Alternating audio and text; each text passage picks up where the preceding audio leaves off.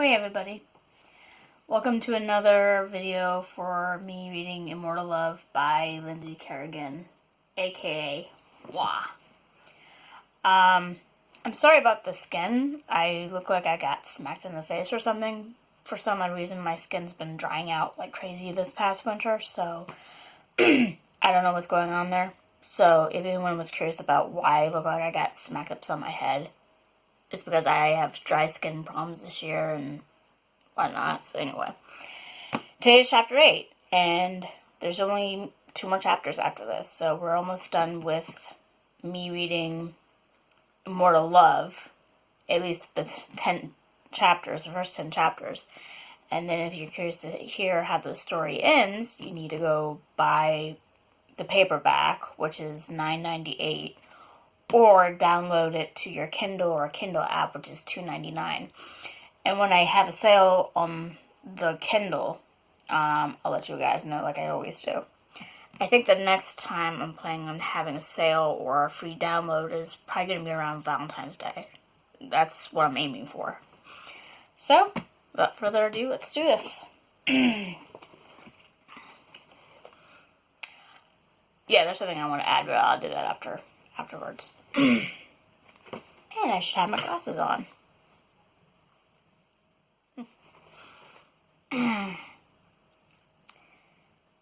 3 weeks went by, and Genevieve was seeing Lucian regularly. He would come over to her house at night, and they would go out to spend time with each other. They would take long walks in the moonlight, either by the docks, in the town's park, or down the long street that Genevieve lived on. They would visit Bayhaven Theater to see movies, plays, or concerts. Other times they would go to the drive-in to see movies from Lucian's car, as they feel like they had more privacy to make out in there than they did in the theater. They played putt-putt golf and went to the batting cages at the sports center. They had gone swimming at the pool that the gym had, the one that Genevieve frequented a lot, and in the bay every night this past week since it was warm outside. Of course, they didn't go out every night. Lucian had to work on Fridays and Saturday nights. She had offered to meet him after work to get a late bite to eat, but he always told her he ate earlier. When she wanted to come over to his house after he got off, he told her that he was tired from work. She had known that they didn't have the same diet because he was vegan. She went as far as trying to make vegan meals and taking him to vegan-friendly restaurants, but he wasn't hungry.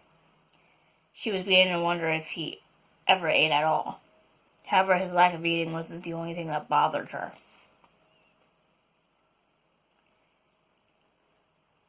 Why did she only see him at night? Why couldn't she see him during the day? She was always happy when he wanted to take her to museums. However, they had to rush because he always took them there an hour before they were about to close. Despite these oddball quirks, she enjoyed being around him. He was fun to be around. He listened to her intently while they had conversations. He was very mannerly and a gentleman by holding the door open for her when they went out. He was also a very great kisser, and she had the feeling he was very experienced with sex, even though she couldn't figure out why she would feel that way. Well, last night, she had finally found out why. Okay. Quick heads up, because I didn't read through this before I began the video. This may contain R-rated language, because it sounds like I'm about to come across at least an oral sex scene. Whoops. Heads up. Just heads up. If you don't want to hear that, stop the video now, okay? If you want to hear it, continue. Whatever you want to do. Well, last night, she had finally found out why. Their passion took the next level up from where they had been. They were relaxing in the hot tub at the gym. She had just finished showing off for him by swimming 30 laps. He was massaging her shoulders. "It was impressive to watch you swim that many laps," he remarked as his hands kneaded the knots that were her shoulders. "If you think 30 is impressive, you should see me do 80. He stopped massaging her briefly and raised an eyebrow at her. You've done 80 laps before? Yeah, this was back in the day when 80 laps was a lot for me. I do 100 now. The equivalent to 100 now. So I've gone up since I last finished writing my book. Yeah, once. Why? He asked as he began to massage her again. I was curious to see what it would be like to swim a mile, she replied. I was interested in swimming across the Chesapeake Bay where the Bay Bridge is at. There's an event that takes place there every summer. And no, I'm not making that up. If you look up the Great Bay Swim or put Chesapeake Bay and then a swim event, something should come up that happens every single July, okay?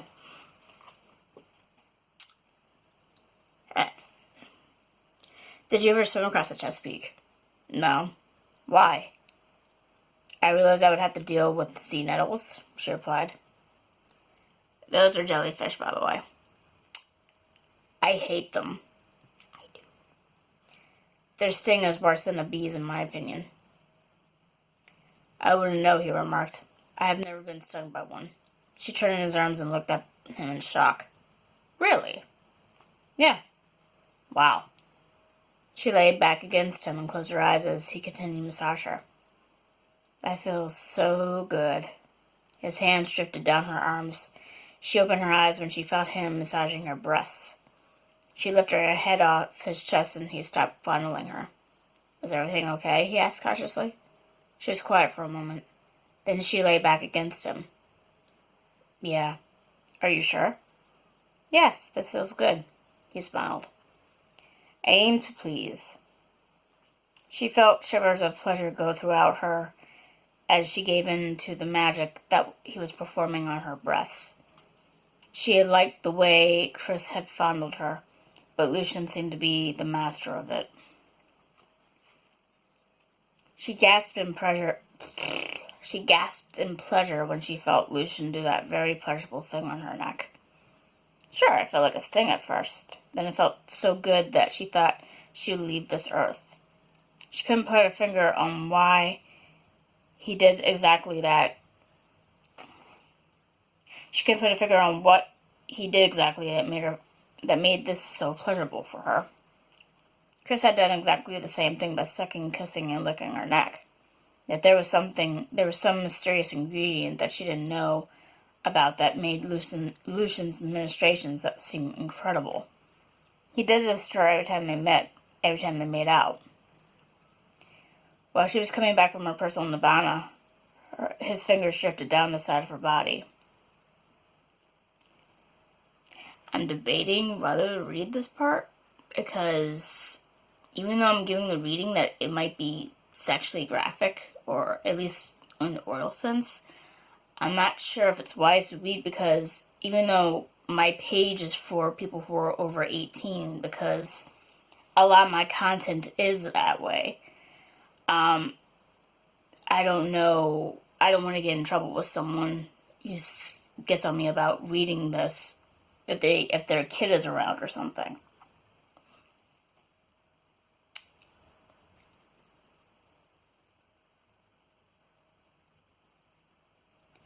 Okay, so I think I'm going to skip ahead. I know, I'm evil that way.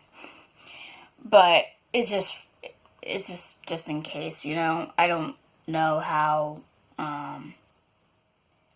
someone's going to react if they have a child in the room, and I don't know how someone's going to react if they catch their teen or their kid watching my video. So I think I'm just going to skip that part and let you all read that in your own book and Kindle. So I'm sorry about that. I just, it's not that I'm prudish. I'm just trying to be respectful towards other people, you know, and not get in trouble and stuff. Because since I moved to Sweden, I've become less prudish in a lot of areas. So I think I just think it's just wise to skip ahead. I'm sorry.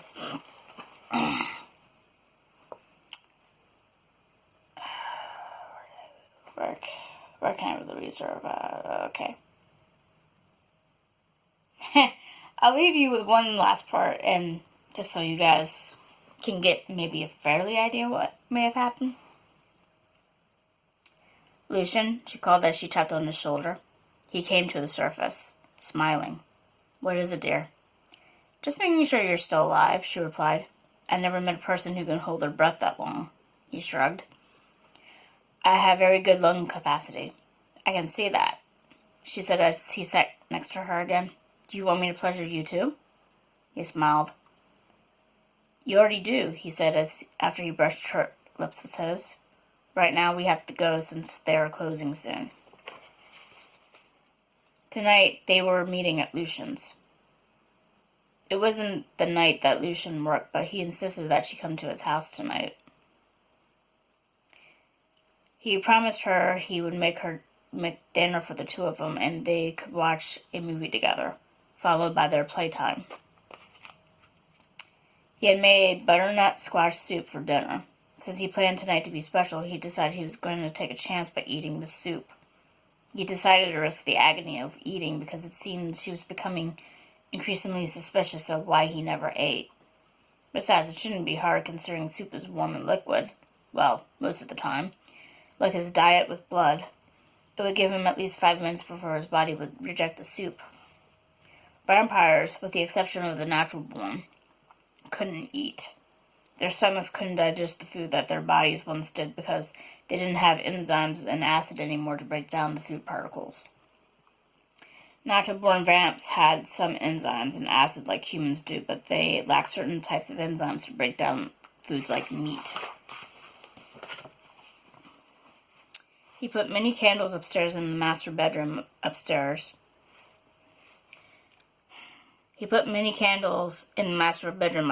and in the living room. He adorned the bed with rose petals.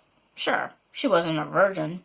However, she hadn't been with anyone in over 2 years since her husband's death. He had classical music by Mozart playing. He had vanilla-scented potpourri in a small crystal bowl in the living room. The fragrance was strong, but he had been able to tune down the scent so it wouldn't overwhelm him. However, it wouldn't matter since the scent of her blood always overcame the other scents that surrounded him. He couldn't believe what he was going to plan to do tonight. After their second date last month, he didn't want to see her again. As he told her when he returned 3 weeks ago, it wasn't because she offended him. He had been worried for her safety. He was dangerous to her health. Even if it wasn't intentional, he could kill her by draining her too much of her blood if he wasn't careful. Sure, he had to be careful with everyone. However, Genevieve was a small woman. She tempted him unwittingly when they made out those 3 weeks ago.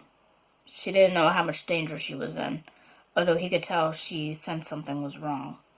When he got home, he decided to leave Bayhaven to get away from her. Of course, he told Pete that he was leaving for 3 weeks because of a family emergency. He couldn't make people think that Genevieve was the reason why he was leaving, especially when she didn't do anything wrong. If he had told her the truth, it would have hurt her, and she had been hurt enough. Naturally, he couldn't stay away.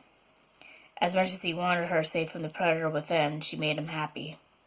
Like he told her when they first dated, she made him feel alive again. It was 7 p.m. when she arrived. He gave her a big hug and invited her inside. She looked around the place in awe. Of course, she had been there before. However, she had never seen his place this way before. The place looks beautiful, she remarked as she hung up her light jacket and purse. Thank you, sweetheart, he said as he kissed her forehead. Are you ready to eat? Sure. He guided her into the dining room and pulled out a chair for her to sit in. He scooted the chair in after she sat down in it. His manners pleased her greatly. Her husband had been like this, even though he was kind and used basic manners like opening the door for her.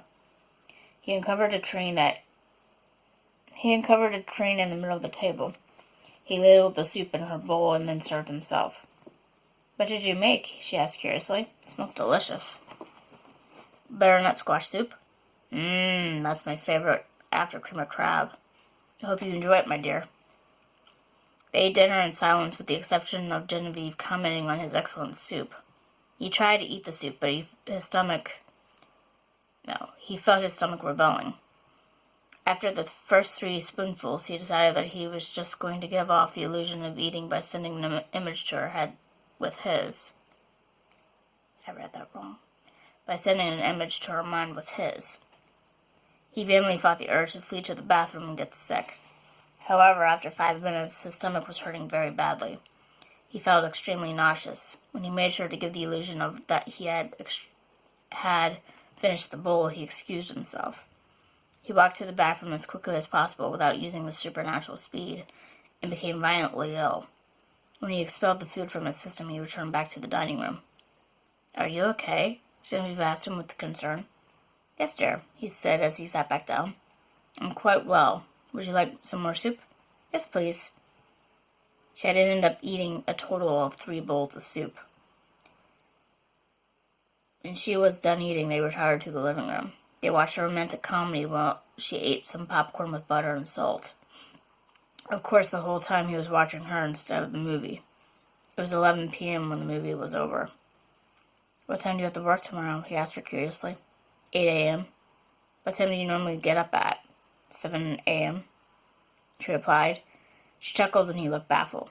"What? I don't need hours to get ready. It only takes me 20 minutes tops." "I shall time that one of these days," he remarked as he took both of her hands into his.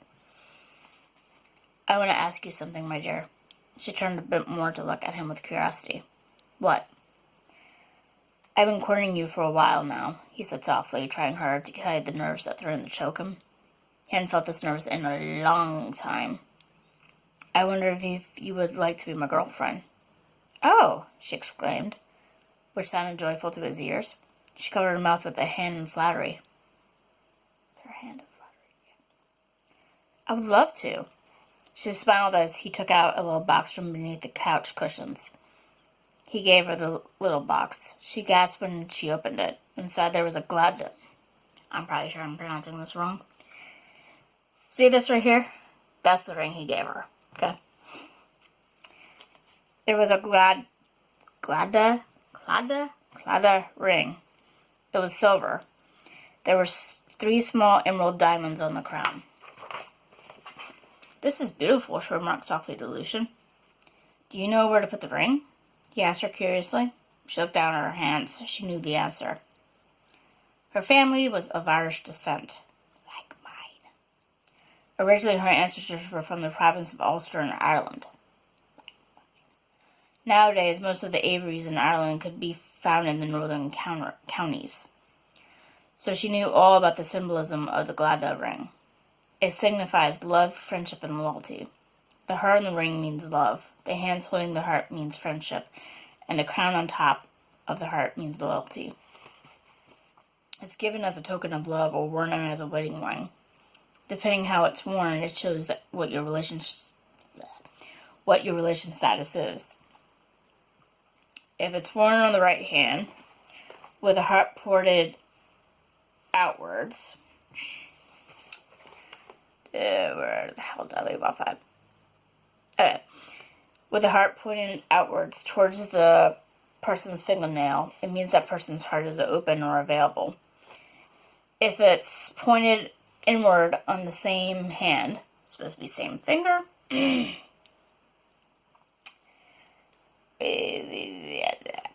did I leave off at? Oh.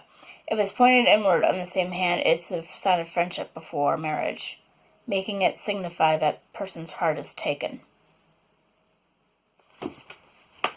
I read that wrong.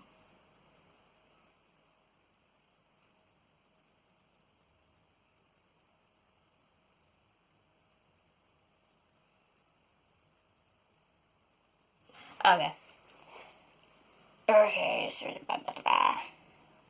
However, it's ideal to wear the ring on the left hand.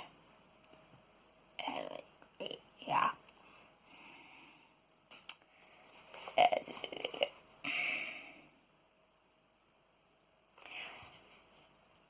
To wear the ring on the left hand if the person's heart is taken and the relationship grows to a point where they want to commit to marriage or make some lifelong commitment. And that's how I wear my ring. Like that. Yeah, she replied as she handed him her right ring. Sorry about the whole entire ring thing. Just thought it would be better to show you at the same time as reading it. She allowed him to slide the ring on her index finger with the heart pointed towards her. He cupped her face in his hands and his lips met with hers. He kissed her with fervor. When they parted, she was breathless. I want you, he told her gruffly as he slid his hand down her chest. I want you too, she said sadly.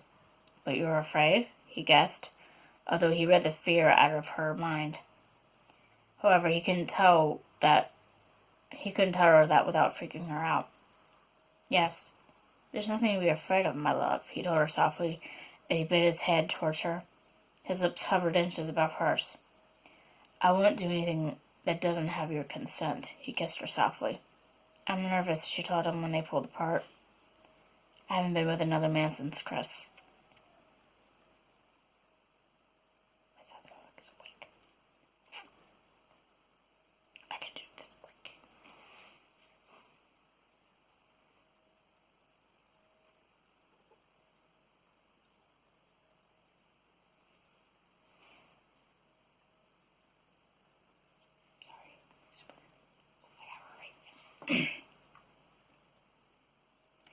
Don't worry, love, he said as he brushed his lips against hers. We'll start off slowly. If we end up going all the way, that's great. If not, that's great too. Either way, as long as I'm with you, it doesn't matter.